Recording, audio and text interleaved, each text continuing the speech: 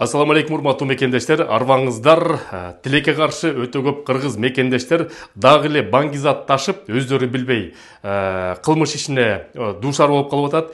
228-статьянын негизинде көптөгөн мекендештер тилекке каршы камалып кетти. Бул тууралуу Россия Федерациясынын ички иштер министрлиги кичинекей ролик чыгарды. Ошол роликти азыр көрүп коюңуздар дагы, жана ушул видео менен сөзсүз досторуңуздар менен, тааныштар менен, туугандар менен бөлүшүп коюңуздар.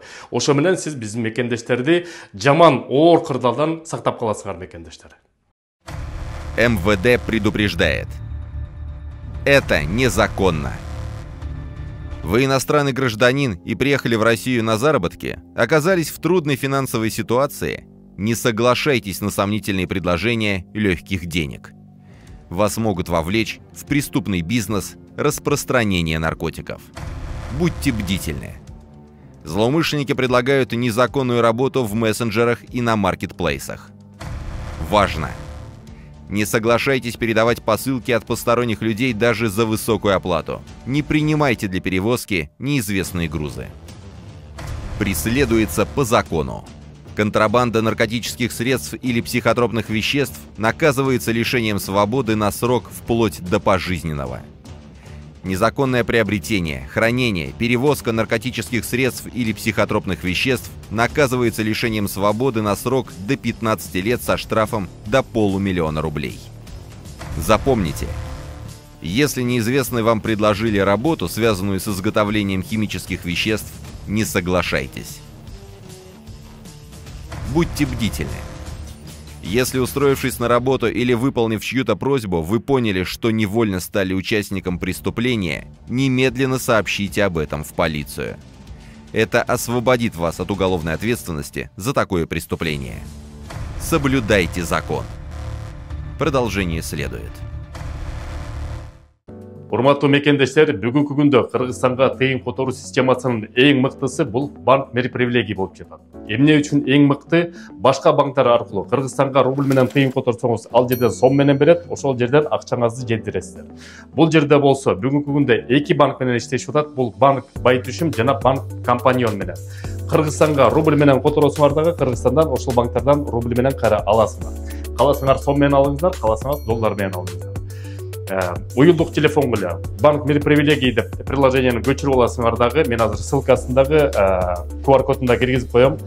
Тыйын которуп атканда мекен деген промокодду жазсаңыз, силерге эң арзатылган скидка менен, пайыз менен которсоңуздар болот.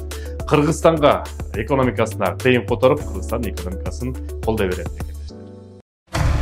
МВД предупреждает. Это незаконно. Тебе поступило заманчивое предложение? Обещают огромные заработки. Уверяют, работа не пыльная, специальных знаний и опыта не требуется. Задумайся. Возможно, тебя втягивают в наркобизнес. Как действуют вербовщики? Чаще всего через интернет. Сомнительное предложение может поступить в соцсетях или мессенджере, на сайте объявлений или всплывающем рекламном баннере.